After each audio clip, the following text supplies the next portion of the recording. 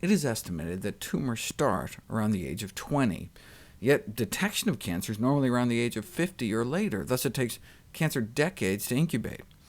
Why does it take so long? Recent studies indicate that in any given type of cancer, hundreds of different genes must be modified to change a normal cell into a cancer cell.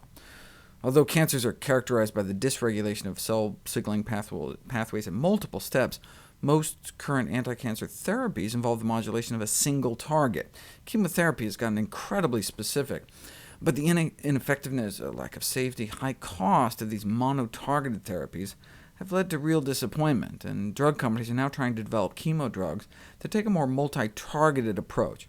As a result, many pharmaceutical companies are increasingly interested in developing multi-targeted therapies. Many plant-based products, however, accomplish multi-targeting naturally, and in addition are inexpensive and safe compared to drugs. However, because drug companies are not usually able to secure intellectual property rights to plants, the development of plant-based anti-cancer therapies has not been prioritized. They may work better for all we know, they may be safer, they may actually be safe, period. If you were going to choose one plant-based product to start testing, one might choose curcumin, the pigment in the spice turmeric, the reason curry powder looks yellow. Well, before you start throwing money at research, you might want to start asking some basic questions, like do populations that eat a lot of turmeric have lower cancer rates? The incidence of cancer does appear to be significantly lower in regions where turmeric is heavily consumed.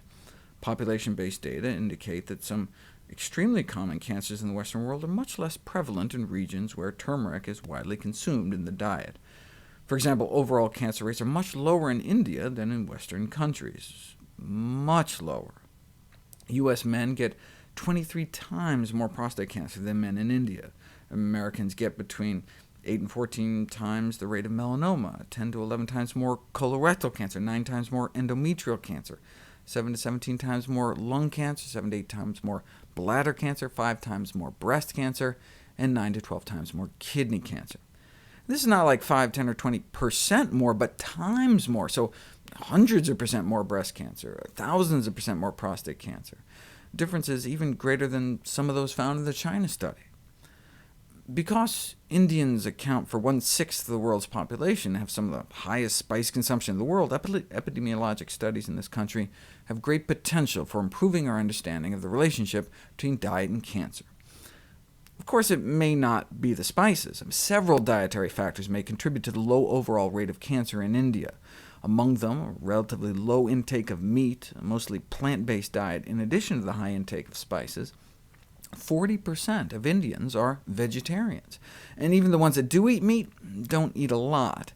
And it's not only what they don't eat, but what they do. India is one of the largest producers and consumers of fresh fruits and vegetables.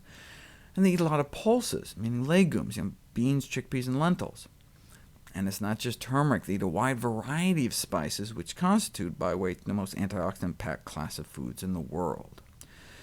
Population studies can't prove a correlation between dietary turmeric and decreased cancer risk, but certainly inspired a bunch of research. So far, curcumin has been tested against a variety of human cancers, including colorectal cancer, pancreatic cancer, breast, prostate, multiple myeloma, lung cancer, and head and neck cancer for both prevention and treatment. We'll look at some of that research next.